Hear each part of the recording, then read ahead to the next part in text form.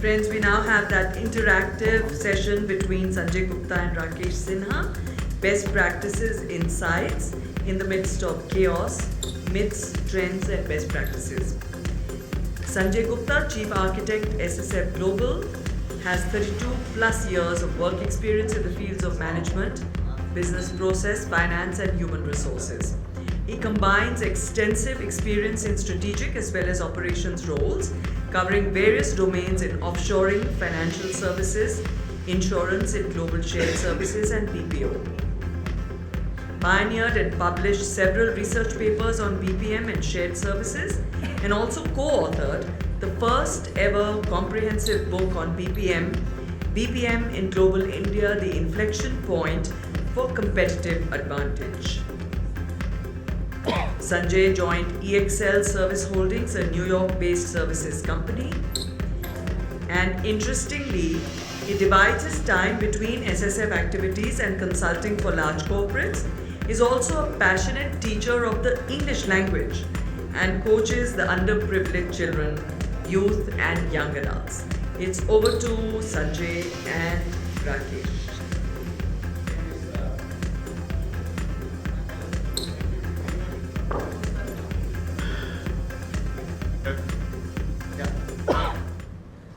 So I would request a couple of my colleagues, Ravi and Anand, if they can join me on the stage. I request Vikram if you can join me on the stage. We want to just open this. This is a framework which we have created as SSF Global, and we'd like to unveil it and share with all of us. Vikram, you do the honors, please. Yes, please go ahead.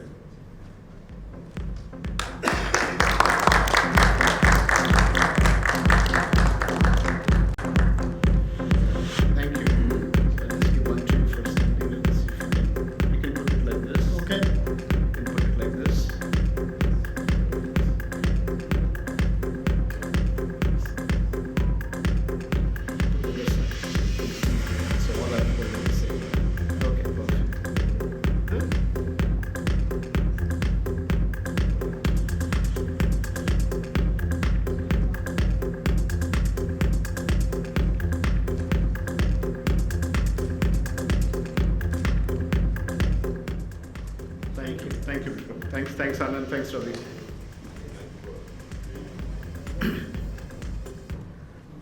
Anjay, set the context. Okay. Okay, let me just do 1 minute. Yes. Okay, so I think just to give you a bit of a context to what we are trying to do here is, this framework is called Tech Integrated Enterprise Services Model, as we call it TICE. And why this TICE? You would have heard sometime we talking about it from SSF Global point of view. In 2018, we created a framework much ahead of the time. So for last 20 years, we have been hearing something about IT services and IT-enabled services. So we actually at SSF Global, continuously we keep challenging the current state and keep looking at what is the next. And that is where we deliberated and came out with a framework to say it is not about IT-enabled services, it is about tech-integrated business services. Now that was 2018. Now we are saying the world is moving towards a lot of this generative AI, security requirements, etc., and hence it is not just about business services as we were discussing a while ago. It's about enterprise as a whole. And even Ravi was defining it in terms of how to look at this enterprise and the value and so on and so forth. So we have built this framework further to next level to say it is tech integrated enterprise services model. And how to achieve this tech integrated enterprise services model in terms of both the triggers for it, the outcomes expected, the kind of value connect it can bring in, and looking at some of the dimensions of deployment from a two-dimension point of view and some parameters, etc. That's the context of putting this framework together, which could become simply a guidance document for many of us when we go back to our organization. As a takeaway, I'll say this will be helpful when you go back to your organization. You can look at where you are in this journey and what more you need to do in your context. Second, I think we are building a tool which will be a self-assessment tool for giving you an understanding of, on a level 1 to level 5, what is your current tech integrated enterprise services maturity. And we should be ready with that very soon from a self-assessment point of view. Right now we have built it, but that is more, assisted assessment. And if anybody of you is looking for assisted assessment, we can help you in that perspective. And the third point is, this entire build-up is connected to the way the industry is looking at, in terms of the direction, in terms of the journey, and with the kind of technology at a rampage. From that point of view, it has been built as a context to it. Yeah, thanks, Rakesh. So, and this is completely built by Sanjay, so I have just given you moral support to him. So, the reason he's saying that is because, people are going to be asking me questions and I won't know the answers of them. So, that's why he sort of escaped. Over the last 12 years, like Ravi's talked about how we've collected a lot of information. You've seen, we've come out with a lot of publications and a lot of books and various programs that we've attended. And all this information and data that we've gathered, it sort of helps us formulate thoughts, various conversations and discussions, helps us formulate thoughts as to what should be the philosophy behind every activity that we do in terms of business functions. And we've now, because of the topic, selected that we've decided that technology and digitalization is really the one which we would like to focus on, and that's why the TIBS, which was the Technology Integrated Business Services model, has got changed to the Technology Integrated Enterprise Services model. Over the years, we've realized, let me first go to, I'm sorry, Rakesh, I know I'm jumping this. Let me first go to slide 2. I'm sorry, we're moving away from the script. He's going to give me a couple of words later on. But over a period of time, we've realized a lot of people have talked about the various forms of technology that we've talked about, that there are available. And as we go ahead in the future, there are so many people who are talking about those formats of technology that we cannot even imagine right now. But if I were to bucket them for simplicity, we've created these 3 buckets of technologies. And many people have talked about it. In the last session also, there were some programs about, some thoughts about what forms of technology, what does technology really mean? Hota kya hai? What does technology mean? Because for me, even this is technology. I've been in technology has been there for 30, 40 years maybe of some sort or the other. We've created just simple 3 buckets. Foundational technology, the second we call as functional technology, and the third we call as transformational technology. And there is a reason why we've made this into 3 buckets and not 2 or not 4. We'll come to that in a bit. But I just wanted to bring this one perspective over here, saying we will be carrying on and creating the model based on the 3 formats of technology that we will use. Why do we use technologies? Rakesh, this is clearly yours. You can. Thanks, Sanjay. I think, there are 2 parts to it. I think the first part is there are a lot of myths. When we talk to a lot of CXOs, be the CFO, CEO, CHRO, CIOs, there are a lot of myth about this whole digital transformation. There's a lot of I'll say perception about it, by saying, we have to do something, and as Ravi in the morning also was talking about, there are a lot of pockets within the pockets where this entire digital transformation is carried out. Still, it is not looked at as an enterprise at a whole. Even within the function itself, it is not completely holistically looked within the function, even to build this strategy. Second, what we are finding is a lot of time people believe that we have done the efficiency to the extent that now we can't do anything further beyond it. So we have already optimized it, we have already done whatever we could do. Anything beyond this is going to be difficult. So we have come to a stage, and words like simple things like, we hear the words like centralization, we have centralized the processes, we have looked at the productivity, we have got the core ERP like SAP or Oracle working very well, so we are fully leveraging it, etc. And we're giving you interesting myth, and this is something which we have our own self realized it. And it has validates the global metric that even from the ERP point of view, the current utilization for the many organizations is sub 30%, below 30%. We have seen that situations where 90% of the POCs don't see the light of the day, because they are the POCs which were done, and it was done by the IT guys who were trying to deploy it in some pockets, and no business involvement and whole strict strategy connect was not there, and it never becomes the part of the overall organizational success. We have seen situations where the features are available, and I can share an example of recent assignment we were doing with my colleagues, and we were trying to understand the current utilization and the controls in the SAP.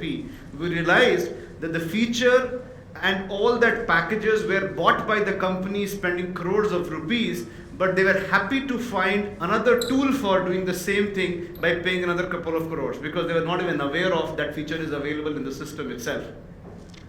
So there were many situations like this we have experienced as a typical myths or the challenges. Coming to the scenarios where again I have heard a lot from the CXOs why they go for this digital transformation. And you can see there are 5 kinds of outcomes they typically talk about. They'll talk about capacity optimization, productivity enhancement by saying, how can we, get the best productivity from the team, etc., optimize the capacity. Second is process standardization and NVA elimination, and typical TQM language as we talk about Muda, Muri, Mura, bringing that kind of a perspective to it by saying you're eliminating the waste, you're bringing the consistency, you're also making the productivity, etc., consistent, and so on and so forth, and making the process harmonized. The third is there's an insight to the action and the business impact. So there is I think there was in one of the poll question also it came out that technology is used more for the insights and then taking to the action and then taking to the business impact. That's the third reason we have seen. The fourth is driving the single source of truth and meaningful reporting. There are very less successful scenarios we have seen, but yes, that's a kind of outcomes we have experienced, people put it. And the last but not least is improved customer experience and engagement. Now in this entire 5 things, where we have seen people aspire or intend to bring a technology either to connect with this 5, but there are more than 60-70% of the examples which we have seen or scenarios where they are not able to focus on none of this, neither of these. Or they tend more to focus only on the capacity or the productivity side of it, or some level of process efficiencies, crunching the timelines, etc. No connect to the value impact. They also get lost in terms of the entire implementation focus versus really the transformation and the value focus. That's another challenge which we have seen when it connects to the outcomes. And this is where we have defined what value means. When you're going to look at the transformation, we're going to look at digital, what kind of value you need to look at, and that is where we define the value itself. And you want to take it. So there was this conversation about CBAs. Whenever we get digital implementation programs in place, there are always conversations around CBAs. I'm not trying to undermine the importance of CBAs, but what I'm trying to say is that CBAs are document with a limited life and the limited approach, limited thinking, because these really talk about just one element of what value can mean to organizations. Value cannot be defined merely as financial value. When we're talking about top line and bottom line, and we're saying if it does not contribute to my top line, it's of no use to me. If it does not contribute to my bottom line, it is of no use to me. So it must impact either my top line or my bottom line, otherwise it's out of the window. But that's not true. There are so many elements within a business, there's so many elements between human life, which are not necessarily anything to do with things that add to your wallet or your bank account. All of those elements in a different frame also operate and work in a business environment. Why should you just be talking about top line? Why is customer not important? Yes, maybe in the long run, an important and a happy customer or a bank of happy customers can provide you an impact on the bottom line and the top line as well, because they're not mutually exclusive. You cannot really just be saying, I'm talking about only one and I'm not going to talk about the other. What about governance and risk? Is risk not important? Maybe risk is a cost. A lot of people believe that risk is a cost. Why should I be protecting myself for something which may never happen? But there are a lot of ramifications of the thing actually happening. There are people who, drive on the wrong side or don't wear a helmet. And the only reason why they may ever wear a helmet is because there's a cop down the street and I'll get challaned by 500 rupees if I see a cop. But nobody ever thinks about what's going to happen if I actually fall down and break my head. So the point is that all of these are important and not necessarily evaluatable. But every decision that you take, including the decision to create digital backdrop of all the processes, activities, thoughts, everything, that we do must be looked at between value delivery. There's a whole lot of background in how we have created value delivery. This is not a session on value delivery. So I'm not going to be spending time of what value delivery means. The only intention is to say, please do not look at value delivery merely as a numbers game, merely as dollars and cents, and our case rupees, but also in a much larger holistic viewpoint. Now let's go down to the model itself. Yeah. Should I? Just to quick 1 minute on this. I think this model, many of you would have seen from a look and feel, it looks like TIPS, which was there 5 years ago, but it has a lot changed from that point of view. There are two dimensions which we're talking about. Whenever you're looking at this digital transformation, from an enterprise perspective, there are two major dimensions which we are saying to keep in the mind. One is the tech dimension, second is the ops dimension.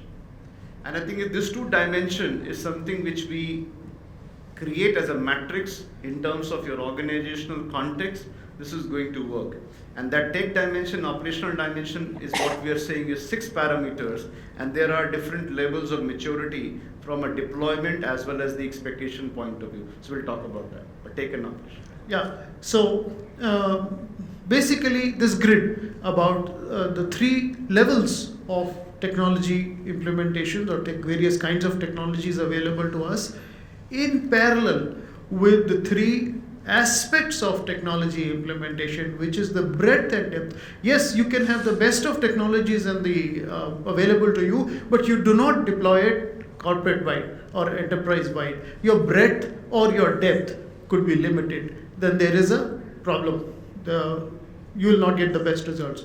Same is with partnering collaboration. You may not even get the best opportunity because you may be kind of siloed. You do not believe that there is an opportunity for you to partner with either within the organization or outside of it. And the third, again, equally important, if not any further anymore, is that there is a culture element involved in how the implementation is there. If you want to implement, like they said, it has to be top down. True, it has to be top down, but it also has to be bottoms up, because it is actually the users who are going to adopt the technology applications, and any implementation or any transformation change, if it is not accepted by everybody and a culture of acceptance is not created within the organization, the best of technologies will fall flat on their faces.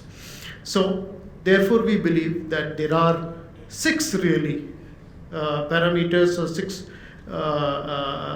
important elements while implementing the new programs.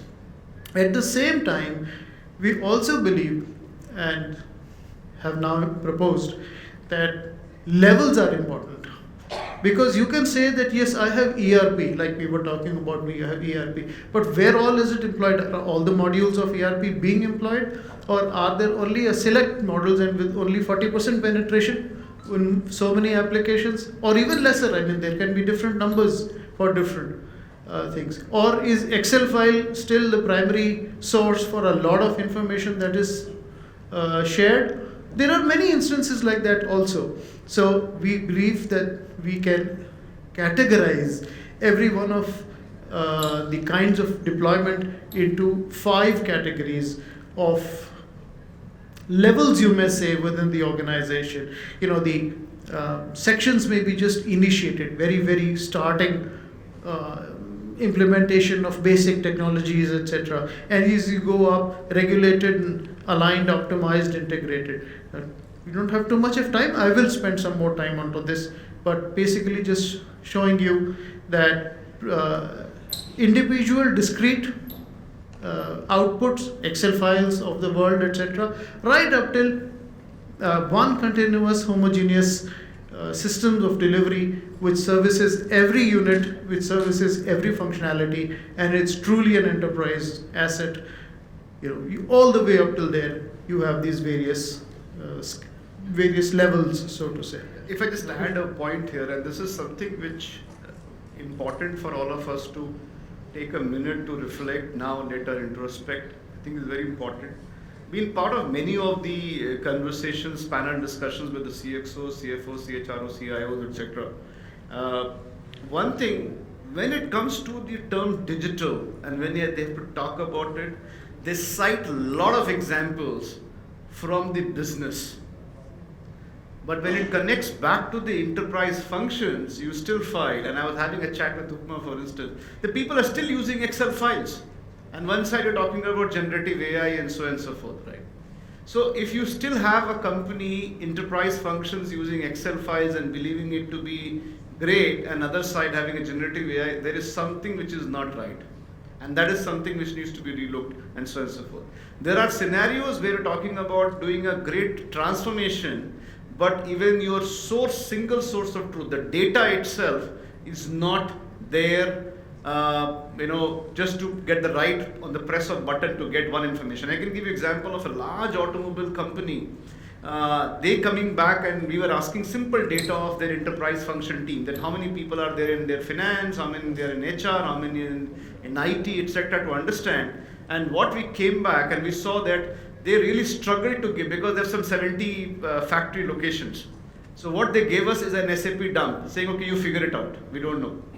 They could not give. The HR gave a different headcount, simple information. Headcount number, function wise. HR gave a different number, finance gave a different number. Each of them kept on giving a different number. The most funniest part of that was that when we were analyzing it, we realized that there are some team which is called Money, because they acquired a lot of legacy company. The team was called Money, M-O-N-E-Y. And then we dived into it, realized somebody in some legacy company said accountants are money controllers. So they are finance and accounting guys, but classified as money, and no one is aware where they are classified. Are they in the business or in the finance function? And they are a very large listed company. Right? And 70 manufacturing units, you think about it. And that's a reality. So simple data. Now they are talking about doing a generative AI. Now they are doing generative AI, or they're doing a lot of other stuff on their shop floor. But when it comes to the simple stuff, this is where their struggle is. And they're not able to even think about it. That is where the whole point is, how can we make this take integrated enterprise services? Back to you. Yeah, I said I'll explain a bit about how these levels are not again watertight. See, it's an explorative model that we are working on, and of course, we will encourage this team here to work with us, provide us information, data, views, opinions about how we should refine this any further. But our very basic understanding about how we want to define is that at what levels do we believe now are the foundational applications. The foundational applications are now all hygiene applications. If you have email within your organization, no one can even think about days when emails were never there. Or data security applications or network. I mean, these have now become very, very basic, even more basic than foundational. In fact, ERP has now become a foundational program. There was, up till 10 years ago, ERP was something that very few people had, and it was aspirational with a lot of people. But not anymore. ERP has now become an extremely basic application within the organization. So we believe that foundational programs are the ERPs of the world and other security network, mail management, etc., and enabling document management system, workflow systems, VOC kind of applications, CRM. All of these are very, very, very simple, easily deployable now, and extremely basic. So all organizations will have it, just the fundamentals. Then you come to the next level, which is the functional ones. The functional ones are the ones which actually are the ones which will execute your functional work for you. Since we are talking about those elements which are enterprise functions, then we'll talk. Say for example, I'm a finance person, so yeah, I will talk about the AR applications or the REX application, etc., etc., reconciliation programs, or payables, etc., or customer portals, and the ones which are actually supposed to ease out the function itself. And this is not necessarily very easily replicable or not very easily usable by any other. So HR will have its own HR group of HRMS kind of programs, etc.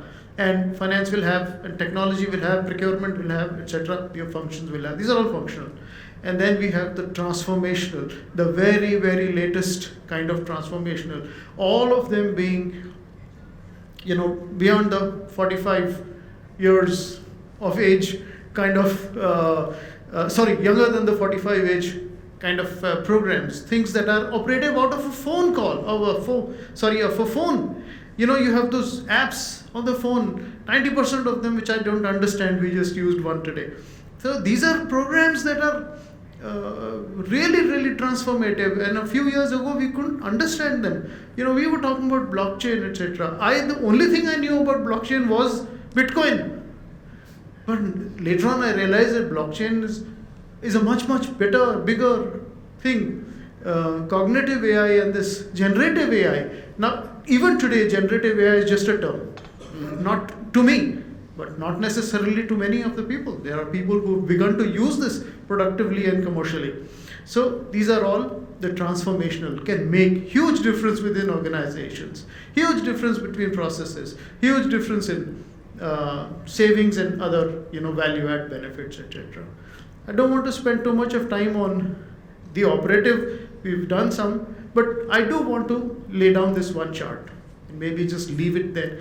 And if there are anything, Rakesh, do you want to just quickly explain how the chart goes? Yeah, absolutely. I think before that, just a quick point in terms of when we were struggling ourselves to figure out, if on the previous page, about this foundational versus functional and then transformative, because we realized that sometimes the conventional applications like ERP, so the term which we were earlier using in our model was conventional and next stage, and we said, okay, what is next gen, right? So we said, what is this next gen and conventional technology? Is conventional means traditional legacy, something which is not required to be coexisting, or is something which is important? So we realized that a lot of conventional applications are still very foundational, and something in our language we say it's about being brilliant at basics. So it's not about just basics, but being brilliant at basics. So you need to have that foundation which works very well, and you need to have it. There are many things people thought earlier was next level, like document management system, workflows, etc., is now integral. So you need to have it. It's a bare minimum. You need to have it, and you can't use your core ERP for everything, right? So core ERP has to be used for something. Now the challenge, which we are also, another point I wanted to bring up on the myths side also, is to connect the best practices with the myths. One of the myths is people think that with the new versions of ERPs coming up, if they upgrade to the new versions of the ERP, the problem will be solved. That's the biggest challenge many organizations gets into, without even appreciating the fact that they are not able to use even 20-30% of the feature of the earlier version. Just by moving to the next version, they will not be able to get anything better. Yeah, they will get something better in terms of some foundations, etc., but not making a change. What is important is to look at the underlying processes, how it is designed and how you use it, and bring some areas where the functional technologies are required, some areas where transformational technologies are required. Just to give you an example, we have in this room 2 of the transformational technology partners with us, like Experience Flow and KYP. And they bring a lot of this AI thinking in terms of how to really make the difference to the current state and really transform to the future state, which is very different. Be it a decision transformation or be it in terms of looking the the process utilization, like I was giving example of Excel. So really on a real time basis understanding how this Excel is something which is meaningless or need to be eliminated and so on and so forth. That becomes very important as a part of this entire thing. From this grid point of view, what we did was we looked at how will you, this is where the tool will come for you. Right now it's an assisted tool, where if you are interested right now, when I say right now, over the next few weeks, and you want to get some assessment of yours to understand what is your current level of TICE maturity, we can help you in doing it from SSF point of view, that what is your technology integrated enterprise services maturity, etc. Over a period in the next few weeks of time, we are building a tool which will be a self-assessment. So we can do a self-assessment and see where you are, and you can build your journey, etc. On the left hand side, there are parameters. Again, connecting back in terms of both the deployment stages. So we talked about, there are 4 dimensions, if I have to say, which we have tried to cover in this entire grid. The 2 dimensions, which are the 6 parameter, is tech dimension and operations dimension. So you can see there are tech dimensions, and then there is a ops dimension. So the first 3 are the tech dimensions, and the last 3 are the operations dimensions. So the 6 parameters.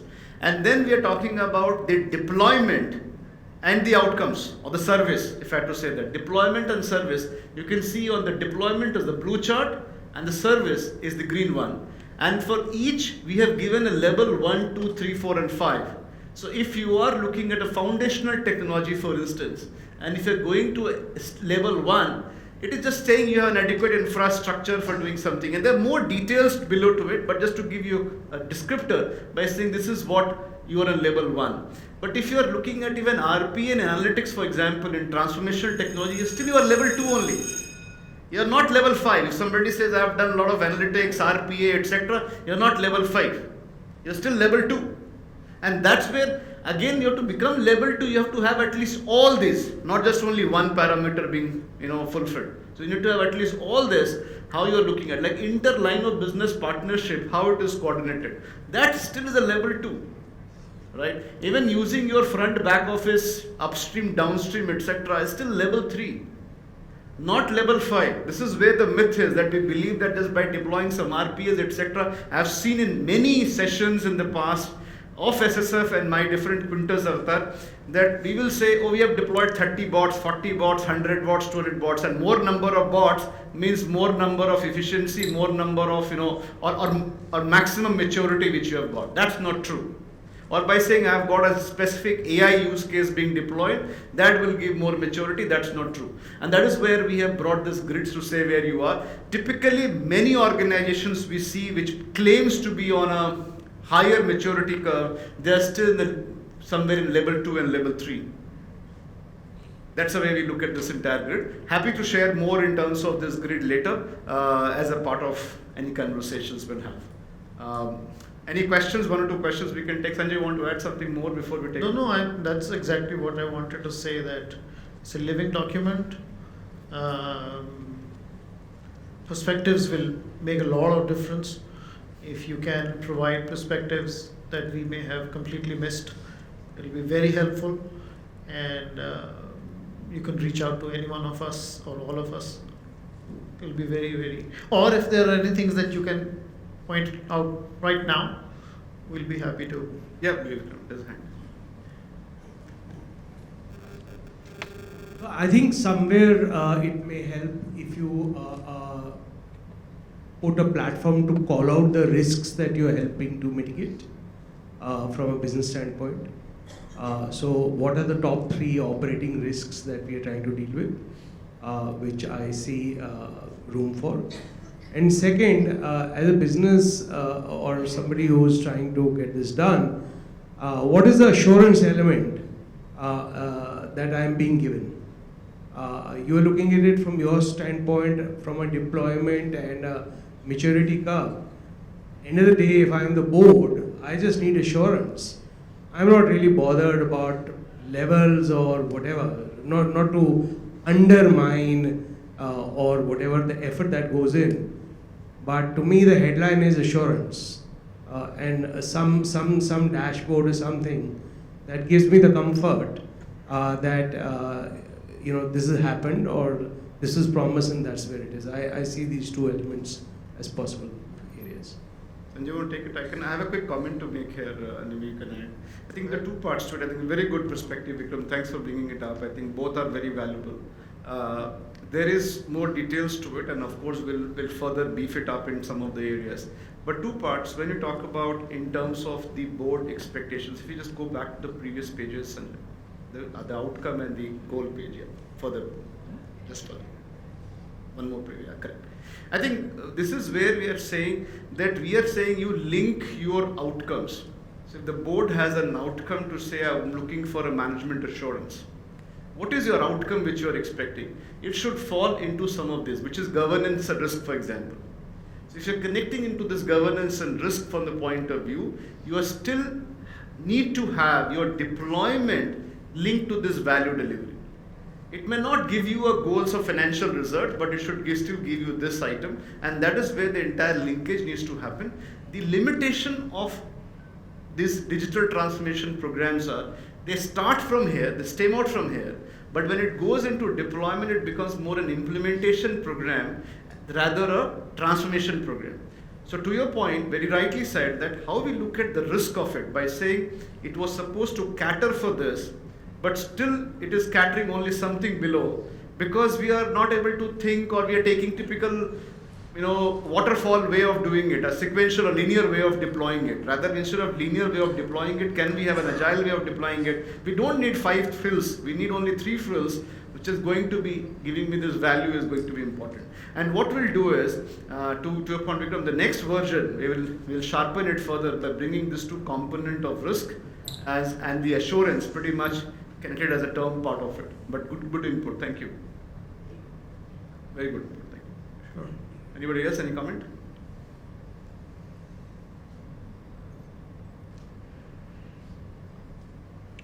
I know we are standing in between you and your cocktail, but that's... Oops. Yeah. Mike, can you have Mike?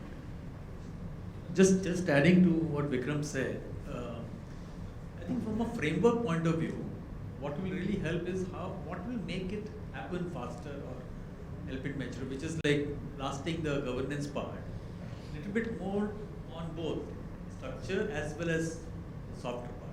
Because I think where many of the things fail is the rigor and the softer part. The speed which you're talking about. So what I was alluding, in my session, that you may have a great herbs and great data, but if leaders don't, and I guess the future is more about facilitative leadership, because the scale has to be much bigger. So what are those kind of right trend setting questions which you're asking? Because what happens inside the boardroom gets discussed outside. Yep. So somewhere I think it's a great point that, and again so my other point is, accountability. Yeah. We signed up for this, like what happened? Yeah. Yeah. Absolutely, yeah. That assurance. Maybe one of the caveat we have to put it here is that different industry may have different prioritization, because there might be some lurking variables which will hit you. Yes. You might be a great performer, but one knockout is going to perish your entire organization. Very true. So what are those lurking variables, whether it is industry specific or region specific, will make it more global? No, absolutely. I think they're very good pointers, and I think we should see the next level whenever the next opportunity is, where how some of those terms are very much clearly coming up. I think one dimension here is the ops dimension, from the change management organization point of view, the breadth and the depth of the organization. You can decide what ring fencing you want to have for enterprise. Similarly, you can look at people and culture. That connect also is important, because as rightly said, each company is different, and each organization being different, how you contextualize anything, whatever you are trying to do. Because contextualization is very, very important. You can't say this has worked for a service company, will work for a pharma company. It can't be true. It has to be different. That contextualization is something which you're talking about is very important. So setting that outcome, setting that context, and connecting that with the entire framework is going to make a difference in terms of your levels. So you can at least say, in my context, I'm level 3, which is good enough for me to be. And in somebody's context, I'm level 2, but this is not good enough. Or level 5, but not good. So something like that. Also, Rakesh, one more thing. The levels, my opinion, the levels don't have to be universal. You don't really need to declare yourself to be level 3 throughout. You could be a level 2 on certain aspects and level 4 on the other. And actually, it's going to be more like you'll be on a higher levels on the technology aspects and lower on the software aspects. That's usually the case. You'll find that people are not really very much clued on, and so they'll find themselves on level 2s and 3s or even 1s, whereas on the technology implementation, etc., you'll find a lot of people who would have actually moved into the 3s and 4s, maybe hopefully. So you can actually have a mismatch on that aspect as well. So and that's okay. This is an assessment really, and a facilitator for assessment of it's an audit kind of a thing more than an implementation. So this is a kind of an assessment saying, well, if you were to use this tool, and let's say the one which he's talking about, the self-assessment tool, when we actually deploy it and present it to you, you can possibly start answering a set of questions. And just like we did today in the Menti, you can sort of start answering the question. It'll give you a number. It'll give you a number saying, you know what, this is what there was. You could be half a point above or half a point below, etc. That's all a finer point. But that could be a very good starting point for as a tool to you and saying, you know what, I used to think I'm a 5, I'm turning out to be a 2.5. That's like dismal. Maybe. I don't know. So, that could be a... Yeah, that's the whole idea, just how to give you a reference point in terms of when you're building your overall strategy. And finally, as I think rightly when Vikram said, you get an assurance by saying, okay, am I moving in the right direction? Or if I want to get to the level 5, my problem is the change in culture. How can I solve for it? And if I don't solve for it, the great technology also I will introduce, I will not be able to deploy it or be successful with it because there's a challenge in terms of my culture, or my problem is in terms of the breadth and depth. Out of the 10 businesses I'm only doing for one business, how it is going to be meaningful for us and so on and so forth. So that's the way we look at it. I think we can have more conversations in the networking time. Thank you for patiently listening to us. Really appreciate. I have a few closing comments to make before we just move to the next one. Thank you, Sanjay. Really appreciate your time. Thank you. Round of applause for Sanjay.